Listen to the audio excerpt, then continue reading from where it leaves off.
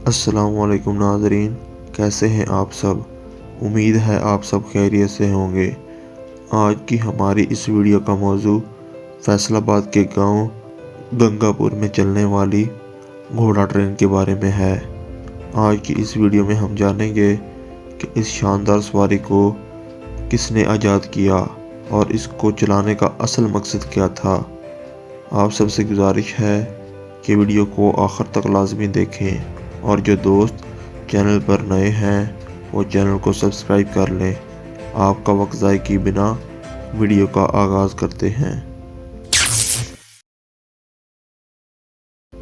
گنگا پور جڑانوالہ فیصل آباد میں ایک گاؤں ہے جس کا پرانا نام چک 591 ہے۔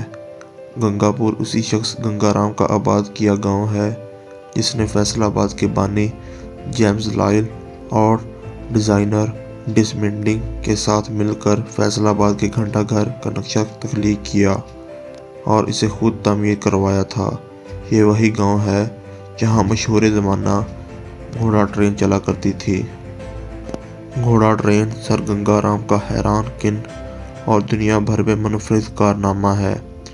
1898 میں انہوں نے گنگا پور گاؤں میں اپنی زمین پر پانی کی کمی کو پورا کرنے کے لیے ایک موٹر منگوائی جو بہت وزنی تھی۔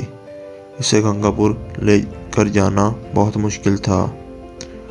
موٹر کو گنگا پور سے 3 میل کے فاصلے پر واقع بچیانہ ریلوے اسٹیشن تک مال گاڑی میں منگوایا گیا۔ پھر اسے گنگا پور تک لانے کے لیے 3 میل کا ریلوے ٹریک بنوایا گیا اور اس پر ریل کے پہیوں والی ایک لکڑی کی ٹرالی بنوائی جسے ایک گھوڑا کھینچتا تھا۔ موٹر کو گنگا پور تک لانے کے بعد گھوڑا ٹرین گنگا پور کے باشندوں کو بچیانہ ریلوے اسٹیشن تک لانے اور لے جانے کے لیے استعمال ہوتی رہی۔ گھوڑا ٹرین 115 سال قبل گنگا پور سے بچیانہ کی طرف چلا کرتی تھی۔